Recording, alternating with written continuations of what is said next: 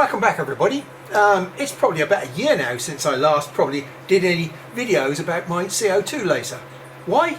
Well, for the last year I've dedicated my life to trying to understand the technology of diode lasers. Okay, I've just about come to the end of that now.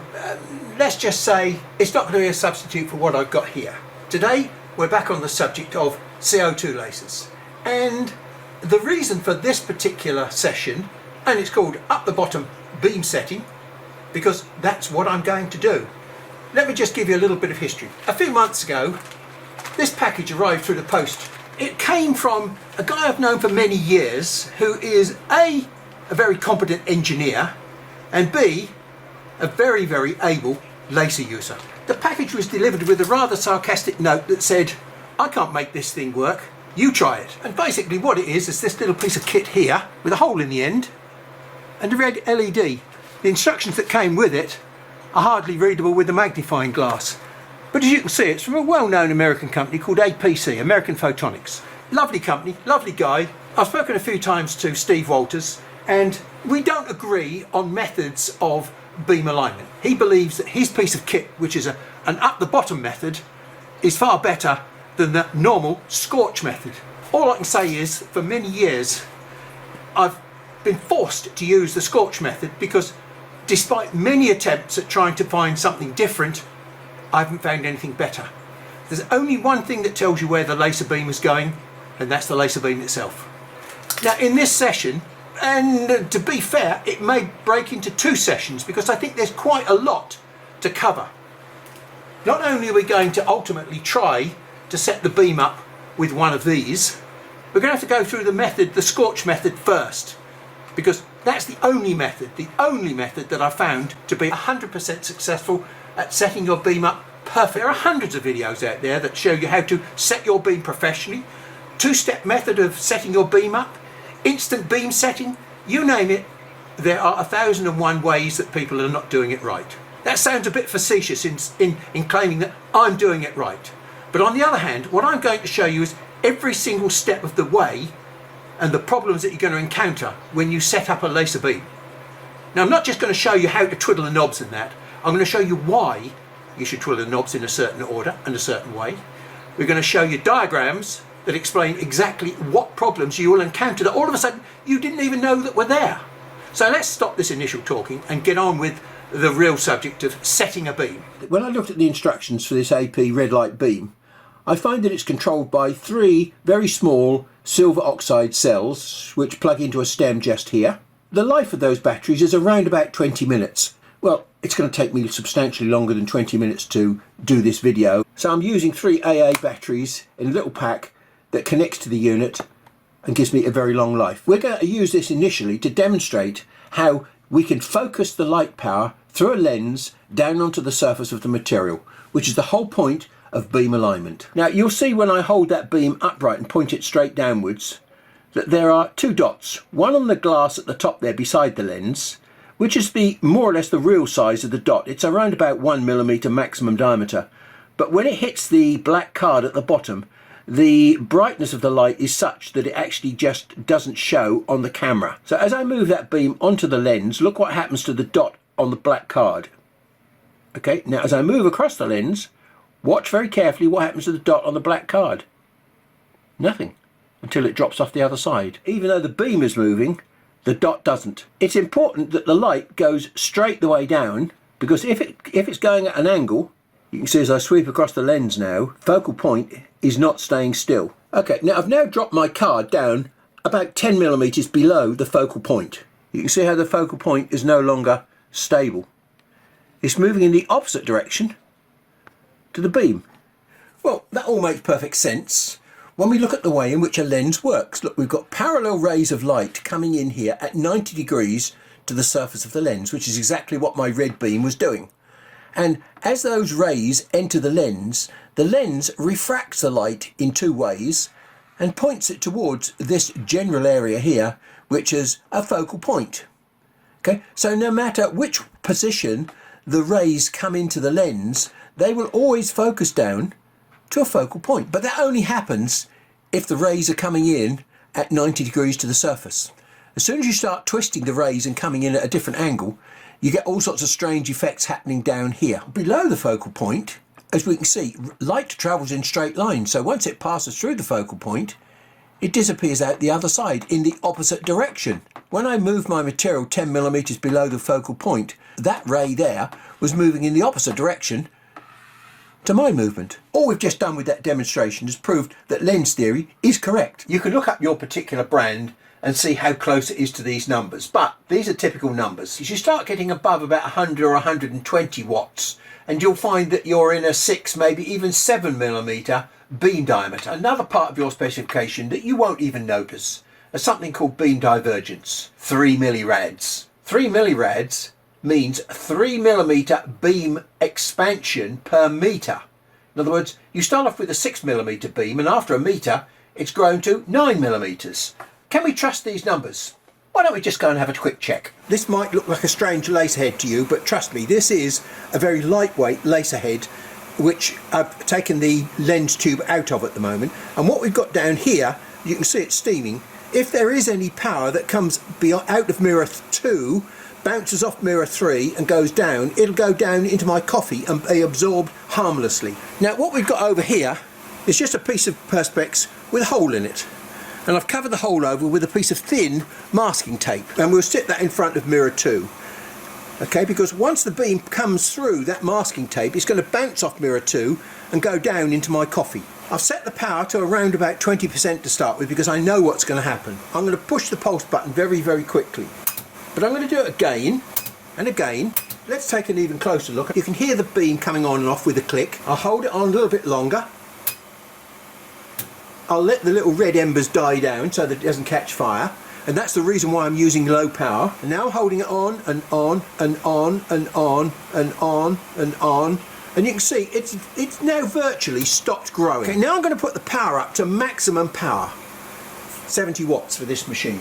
It's unlikely to catch fire now, and we should just see the hole grow as I hold the power on there, but I'm still going to be gentle. Oh dear, you heard that noise? Let's just show you what that noise was. That's 70 watts making the surface of my coffee instantaneously boil. So now you can hear whether or not I've got the beam on, because you'll hear the crackling of my coffee.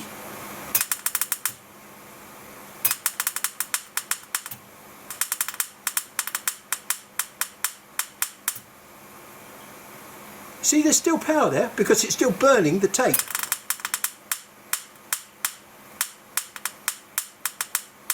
Let's just see whether we can get any more out of it.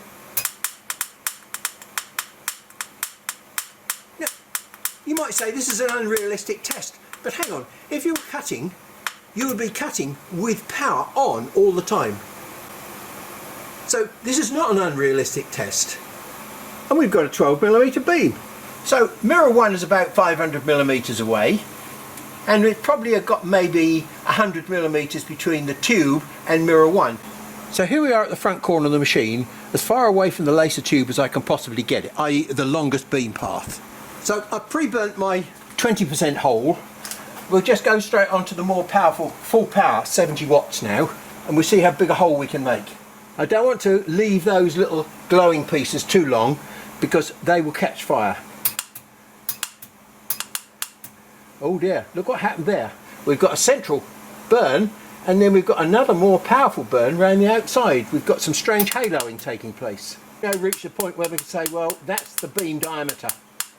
So when the beam path is 600mm long, we've got a 12mm beam. And when it's 1200mm long, we've got a 15mm beam. So that strange behaviour prompts us to look closer at what the laser beam is actually doing. The light that's all around us, and for example a stage spotlight, has got what they call a uniform intensity distribution. In other words, the brightness is the same wherever you look. If you took a 6mm beam and looked at the light intensity distribution across the beam, and there's a graph of the light intensity, you would find that the centre of the beam is actually very, very bright, and it dims off very quickly towards the edge. This is the intensity profile of a typical glass tube laser beam. And the manufacturer claims that that beam, 70 watts in my case, is 5mm diameter. For a cutting laser beam, the distribution should be following this shape here, which is called a Gaussian distribution, which is a statistical, mathematically defined shape. The area under that curve there is, in my case, 70 watts. Every glass tube intensity profile aspires to be this perfect Gaussian distribution. The beam size is defined by an international standard. Whatever that intensity is, roughly about 15% of that intensity is where they set a line. And that line across there represents the diameter of the beam. The maximum diameter of the beam is typically over 2 times the size of the claimed size of the beam. We've got an area of 70 watts. That area there is this piece here, and that contains roughly 42 watts of power. The other 28 watts is buried in this bit here. 28 watts is spread over this part of the beam. There may be only 5 watts or so of power right at these extreme parts of the beam. Those 5 watts I'd like you to think about when we look at the next part. So here we've got a very simplified diagram of a laser machine. We've got a laser tube and we've got mirror 1. We've got the gantry at the back of the machine close to the laser tube with mirror 2. Mirror 3 moves across the x-axis into 2 positions, and then we could move the whole of this gantry forward to the front of the machine where we've got mirror 2 again and mirror 3, mirror 3. We've got every possible combination of the mirrors shown on this one diagram, and this is the perfect setup where we're bouncing the beam off of a 45-degree angle, bouncing it down off another 45-degree angle, and here we are hitting mirror 3 before it bounces down to the lens. So setting a path up for the laser beam involved 2 distinct phases. Let's call phase 1 this diagram here, which is the X and Y plan view of the machine. You've got to set X and Y into a flat plane.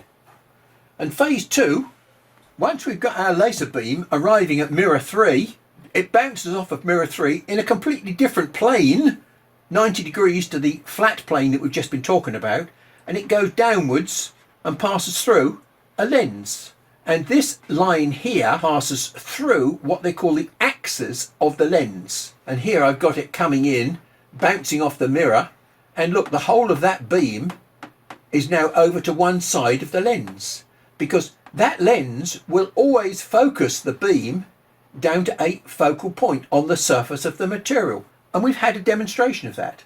If you're only ever using your beam for engraving, it will always focus on the surface of the material. The only thing that you've got to worry about is whether your beam, as it is in this instance, is hitting any of the metalwork inside or the nozzle, because that will cause interesting reflections on the surface of your material. Again, I showed you what happens when you push the beam at an angle. You get all sorts of strange things happening, and your beam will focus who knows where. And if you want it to do cutting, the maximum central power in that beam, which is the thing that does the damage for cutting, is running across at an angle. And you don't want an off-angle cut. You need your beam to be set up perfectly, as in this first diagram here. The mirror has got something called a sweet spot. It's the point at which this vertical axis hits the mirror. And it is this sweet spot on your mirror 3 that the red dot pointer is attempting to identify. So, although the red dot and the scorch method are both aiming to achieve the same result, they go about it in completely different ways. The red beam method assumes that this head is fixed and that the laser tube itself is fully adjustable. Whereas the scorch method is exactly the opposite. It assumes that the laser tube is fixed and that the head itself can be adjusted in any direction. Most of the old machines do not have adjustable fixings on these laser tubes. It's only some of the more modern machines that happen to have adjustable clamps on here. Now, I need you to be very imaginative now, because you're going to turn yourself into a laser beam, and you're going to look out the laser tube and you're going to see your beam, which is this red thing here, aimed at mirror 1. Now, mirror 1 may well be 25mm diameter mirror, but of course the exposed area, because it sits inside a frame, is only about 23mm. But it's 23mm round when you look at it face on. The laser beam is not looking at it face on, it's looking at it at 45 degrees. So what the laser beam sees is a mirror that is 16.2 wide and 23 millimeters tall. It's an oval. Okay, now this beam we thought was 5 millimeters because that's what the manufacturer said. We now know completely different. So by the time the laser beam hits mirror number 1, it's at least 10 millimeters diameter. Most of you guys have got square frames in front of your mirror and you can't actually see what's happening to the laser beam at the mirror itself. If we were to take the frame away and put an actual target on the mirror, but because the beam is hitting at 45 degrees, it looks like that. In other words, we've got an oval sausage shaped burn on the mirror. The full beam is much bigger than the little teeny weeny dot that you're going to use to set the beam up. Number 1 mirror, for most people, is not a major issue.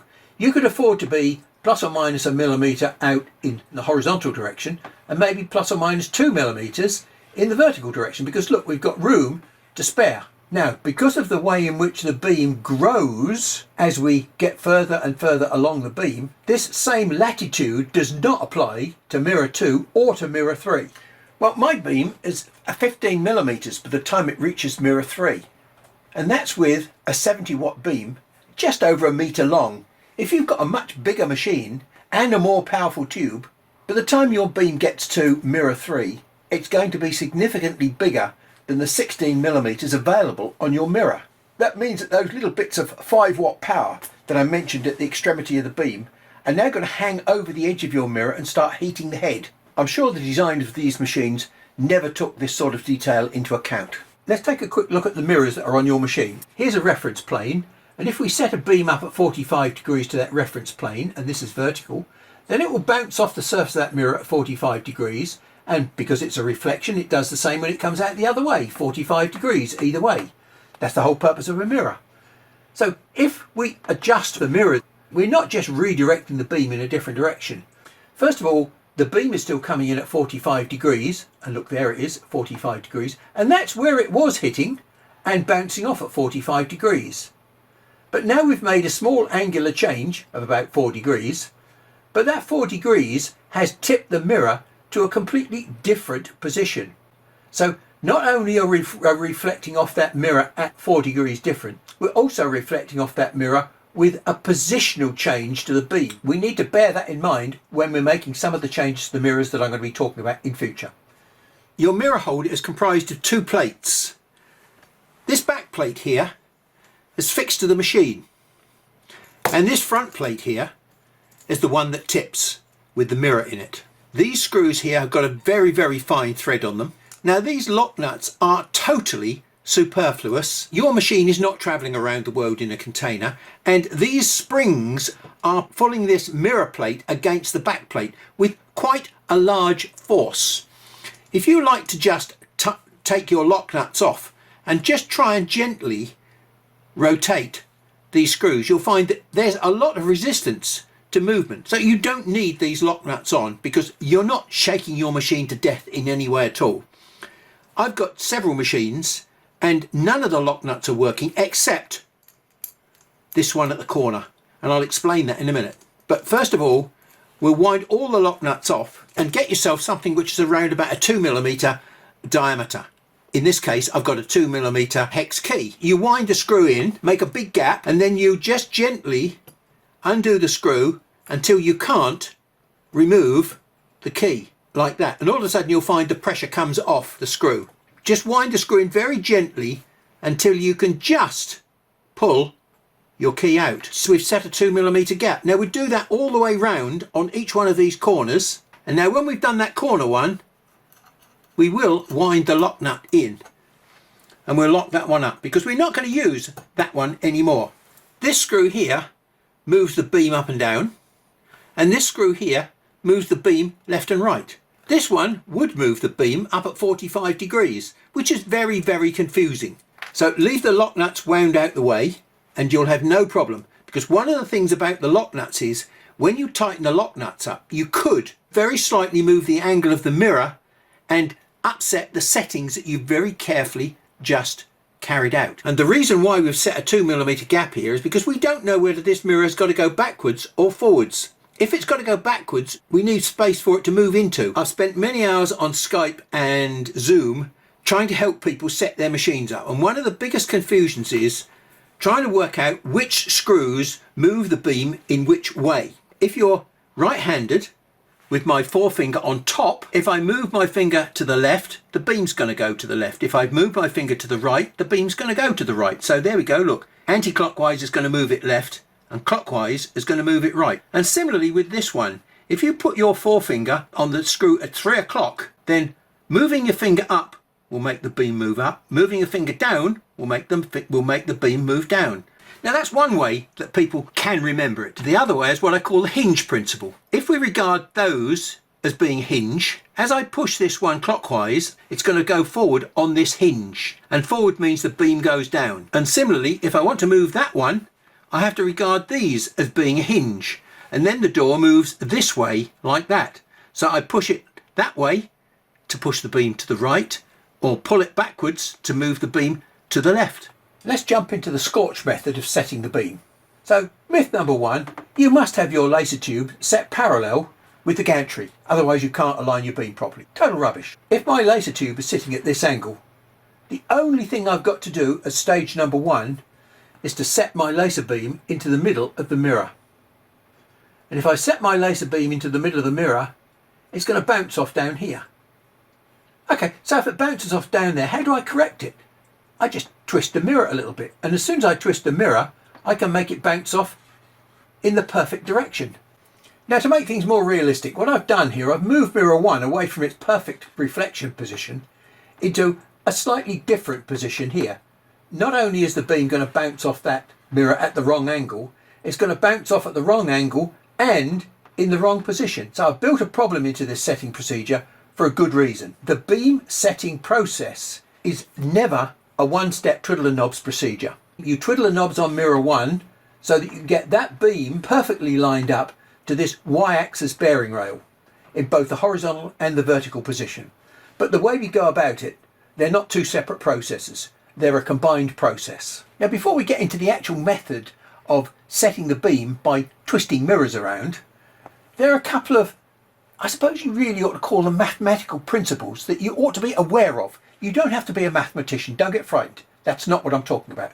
One of the things that you probably never consider while you're operating this procedure is what I call the law of levers, or ratios. Because this is a ratio of 10 to 1, then 10 times 50 is 500. Now, if I want to change this by just 1 millimetre to 49, that 1 millimetre is going to become a 10 millimetre change up here.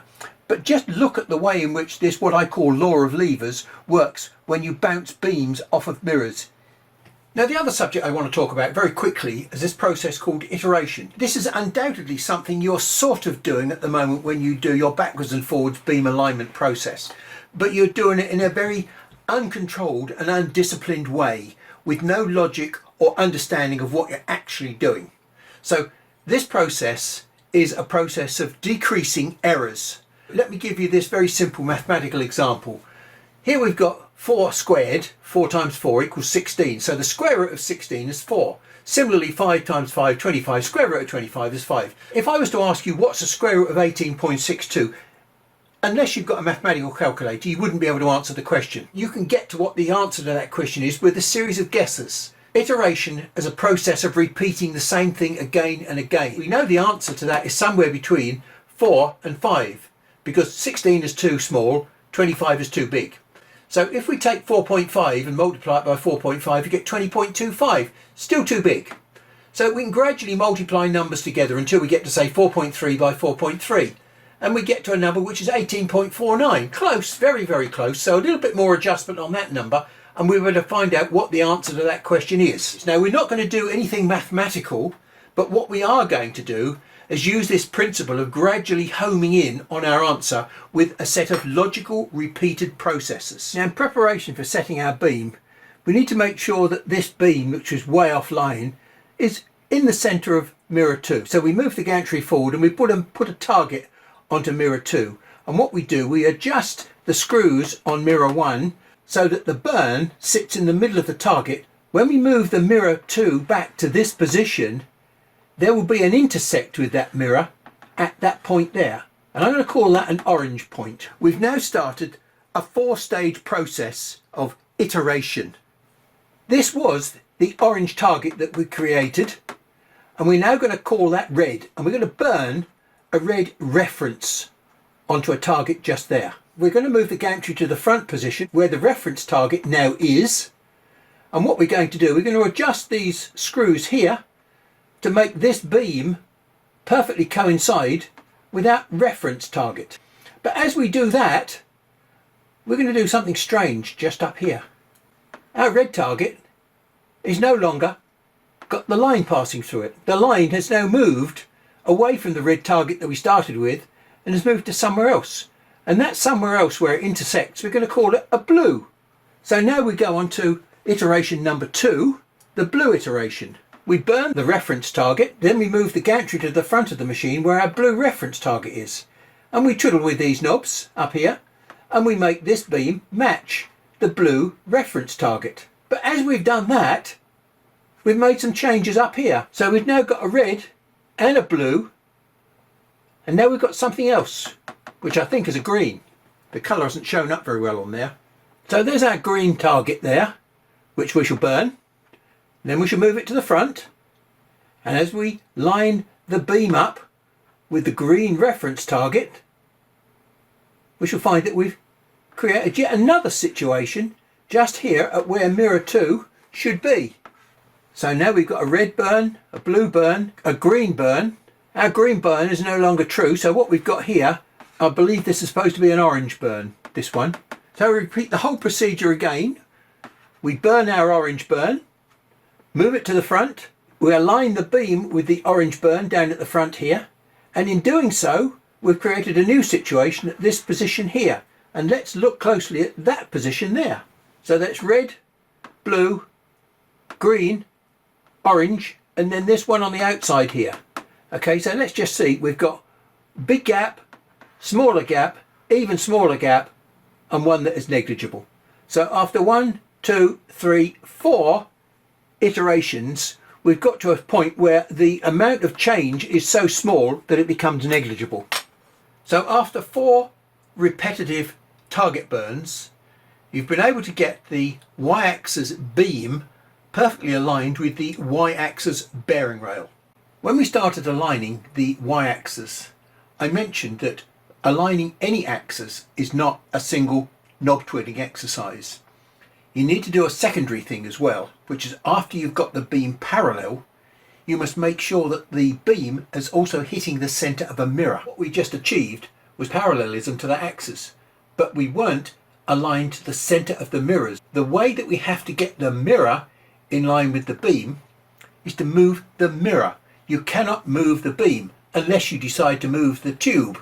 And if you move the tube and mirror 1, you're going to have to go through this whole exercise again of resetting the beam and hope that it comes out on the centre of the mirror. It's far easier to leave the beam alone and pull the centre of the mirror onto the beam itself. So what I've done here is to move the mirror 2 into such a position that the beam strikes the mirror to its centre point. So stop and think. You've already set the screws for that beam to be true. You cannot fiddle with the screws again. The only thing you can do is to mechanically move the mirror into line with the beam. And when you've done that, the beam is now set true to the y-axis. In preparation for aligning the axis in the x-plane, because we've moved this mirror, it can be pointing just anywhere. So the first thing you have to do is prepare a little bit after you've moved the mirror.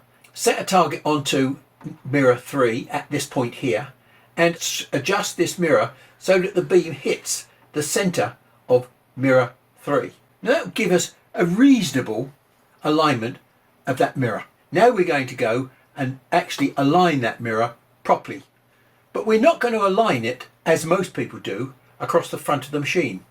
Because across the front of the machine, we've got a major ratios issue. Any error in this setting here is going to be amplified down here, hit this beam in the wrong position, and be further amplified across here.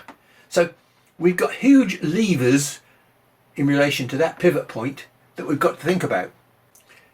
Remember, this beam has already been aligned down here this beam is now perfect in relation to this axis. So what we're going to do is to fire that beam, and we're going to make a reference scorch mark on there. We're then going to move the scorch mark across the other end of the x-axis, and we're going to make a coincident mark by adjusting mirror 2, exactly the same as we did with the y-axis, backwards and forwards 4 times. And when we've done that, hopefully, as the x-axis truly aligned and the y-axis truly aligned, and they're both on a flat plane. The way that we can test whether they're on a flat plane, what we're going to do, we're going to put a new target on here.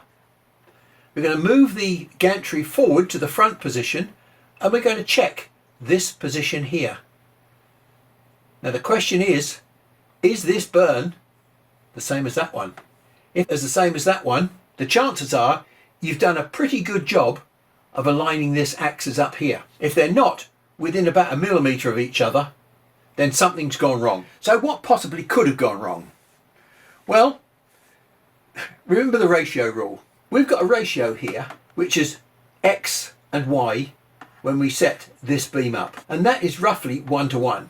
But what we've done, we've set that mirror up to point the beam at B. And if we move that mirror forward, it should still point at B, which is now called C because we're at the front position. And the fact that it doesn't can only mean one thing, that that beam hitting that mirror is reflecting to B, but that beam hitting this mirror is not reflecting by the same amount to position B when it's here at C.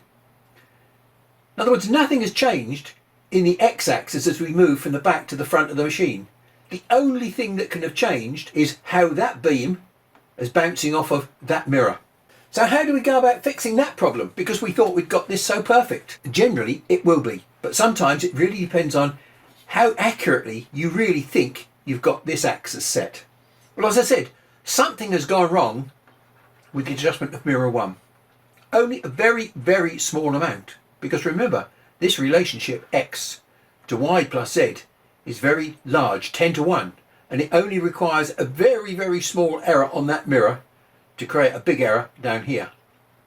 And for that contact point not to be the same as that contact point. We're going to put a clean target on B and produce a reference scorch mark. And then we're going to move it to position C and see whether or not the scorch mark is the same.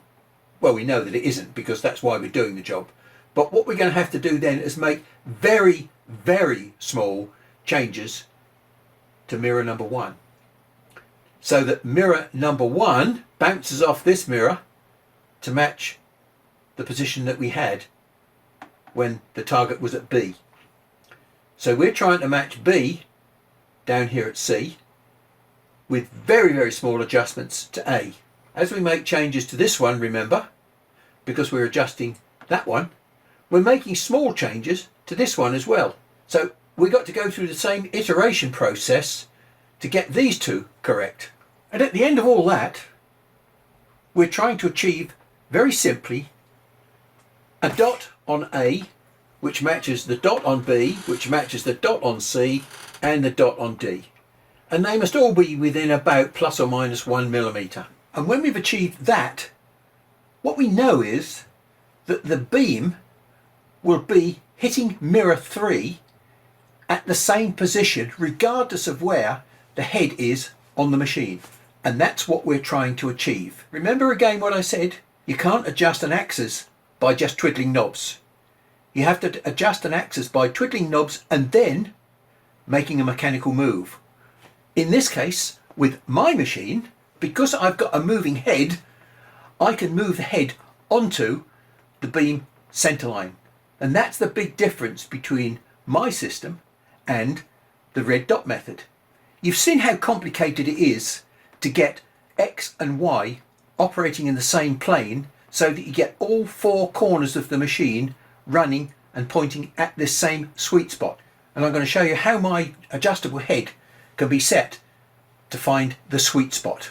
Just a couple of things I want to show you before we start doing the final calibration on the Z-axis. Most of the Ruida controllers have got this facility in them of something called shot. It's an old syringe, and in the top here I've glued a simple push button switch, 2-wire cable like that, and there's the switch there, and there's the two cables going into shot and ground, and that will enable you to walk around the back of the machine with a long cable and do your pulsing without having to stretch across the machine. You remember that when we calibrated this y-axis, I said setting up the alignment is fine, but then we need to move the mirror or the beam to do something to get the beam onto the center of mirror 2.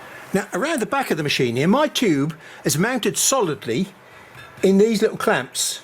Now this is something that I've designed myself, and at the same time at the front, mounted on this same base plate, we've got mirror 1.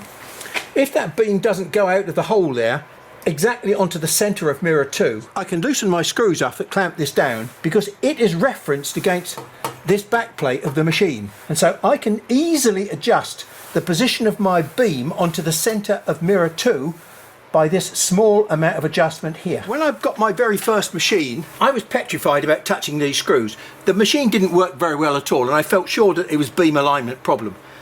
But did I have the courage to move any of these screws? Because I didn't know what the hell was going on. The very first time I adjusted these screws, my bottom clenched up so hard it was nearly in the back of my throat. Was I ever going to get this machine working again? From that day onwards, I started to set, unset, set, unset, and keep playing with the setting of the machine to try and get it as perfect as possible. And it was then that I realised that machine was very badly designed and wasn't designed for allowing you to set the beam up what I call perfectly. Over a period of time, I've developed modifications for this machine which allow me to make it very easy to set the machine up. Number one, you've just seen by moving the tube around. I can also adjust this mirror in one plane only, which is that plane. Just here and here, I've got two very long tongues. So once I've got my mirror set to an angle, I can loosen this frame off and I can move my mirror backwards and forwards like this without fear of changing the angle. This strange looking head here, which again, if you look closely, you'll see that just here we've got a slider which allows me to linearly adjust this head up and down without twisting its angle. Now, I'm not going to go through the beam setting procedure that we've just talked about. I've already done that on this machine. The only thing that you really want to be sure of is that A, B, C and D all arriving at the same point as it gets towards mirror 3. Another tip that I must give you. Most people try and set their machines up with very low power to do their burns. I do exactly the opposite. Now here's my controller panel, and I'm going to go into menu, laser set, continuous or laser. Select laser, and I've set my pulse time to 10 milliseconds. So I've got both my max and min power set to full power, 70 watts. Now that seems silly because you think I'm going to blow the piece of tape out of the water. No, what that does, it actually turns your blunt pencil into a very sharp pencil, and you should get a very fine dot. Now one of the strange things you'll note about my lightweight head, there's nothing there. I haven't got a hole to aim at. So how on earth am I going to check whether A, B, C and D are arriving at the right point here? I've got a very, very simple solution for that. Cheap masking tape, which is very thin, and I like it thin because it burns easily. And here we've got an M6 nut, which I will stick to the back of the masking tape. And there it is, look, it's just hanging down in front of the mirror. So let's just see how small my small dot is going to be. Oh, there it is, look, just a little teeny weeny mark. And again. And one more time to make it darker. So that's what 3 pulses of 70 watts at 10 milliseconds looks like. Let's move to the back of the machine and let's see what we've got there. So here we are at the back left corner of the machine. And now the front left corner of the machine. We've managed to get this beam on a nice flat plane where all the corners are producing the same spot. Now that's the most difficult part, achieving that flat plane. Because this head is now on a flat plane, the beam is hitting this mirror in exactly the same spot wherever I am on the machine. An empty lens tube here. To align my mirrors, these are little card targets that I made, like bus tickets that you pull out. Well, I'm not going to use those now because I've got a different approach when it comes to setting the Z-axis up, and that's using these rather strange shaped targets. I don't have to move my table up and down to remove the lens tube because in here I've got something that I call a butterfly clamp, and the lens tube sits in here. Now this is basically a V-block, so it can never push the lens out of center line the lens is always going to be repeatably sitting in that V block, and my clamp drops in there, and just like a V block, it clamps it in the V block. I can put that target into that corner there, and that target is now sitting in the centre of that lens tube because that's the way that I've designed it. Let's see where our x-axis coming across here is going to bounce off that mirror and hit that target. Not bad, but remember the process of setting a beam up. We have to assure that the beam is running parallel to the axis before we adjust its position. That just tells me that there's something not quite right. The next part of the exercise is to find out whether or not that beam is passing down that lens tube parallel to the axis. And to do that, I've designed a little fixture here in acrylic. Got to push the lens tube in there quite firmly so it's nice and solid, which means that that lens tube is now aligned with this fixture. I can now clamp the lens tube back in there. Even though my target has fallen out, it doesn't matter. There's a pocket in there which locates my target in exactly the same spot that it was located at the top there. So if the beam is coming down here parallel to this axis, we want coincidence with that target that we produced at the top here. Pulse, pulse, pulse, pulse. I would say, looking at that, I've got to push it very slightly forward to bring it in line with that first dot. Now I've got no big fancy brass knobs on my head to adjust. All I've got is one fixed point, which is here. Remember the third screw that we never use, and then we've got an adjusting screw here and an adjusting screw here, which I adjust with a key. Now let's just think what we need to do. We need to push that beam very slightly forward, which means we've got to push that mirror very slightly downwards at the back. So that's going to be the pivot point, and this is going to be pushed forward very slightly to move the beam forward. So maybe no more than 1/8 of a turn. We don't know. Remember, there's no difference in this process than there was in the others. It's a 3 or 4 step process. We're getting closer and closer and closer. With this axis, it's not quite so sensitive. We might be able to do it in 2 or 3. So, quick pulse.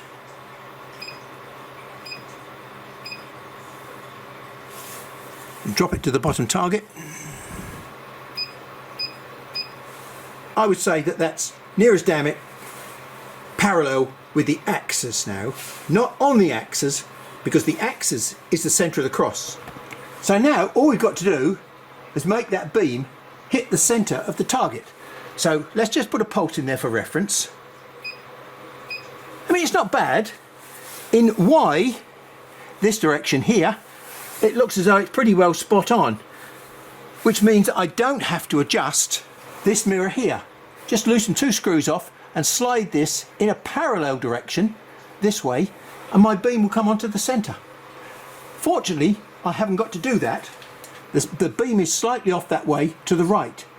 Now, what we've got to remember is we're not fiddling with the beam, we're trying to catch the beam into the right place. The beam is coming up here at the moment, and it's hitting the mirror too low, because being low on the mirror means it's behind the centre line. So what I've got to do, I've got to raise the beam up the mirror. Well, I'm not going to move the beam up the mirror. What I'm going to do is move the mirror down the beam. So all I've got to do is to loosen these 4 screws off. Just gently loosen them off. I don't want to make them so loose that the whole thing falls around.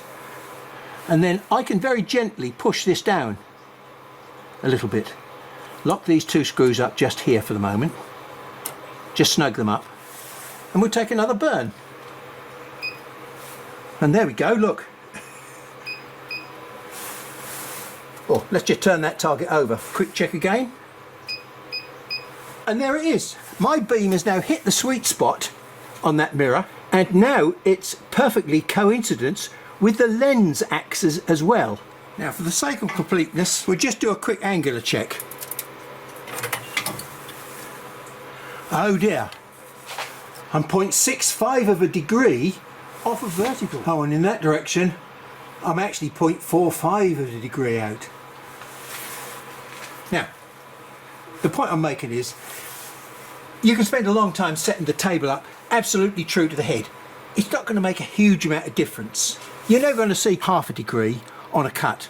You're more likely to see big error because your cutting beam is off angle because your main input beam is not central. So one final check to make sure the beam is going right down the centre will be to see if it comes out through the centre of the nozzle. Now I've got a lens here which I don't know exactly what it is, so I'm going to put it into my little find out what it is focal length bit of test kit. So I'll just take my glasses off so that it doesn't confuse the focus situation. And there we are, pretty good focus there.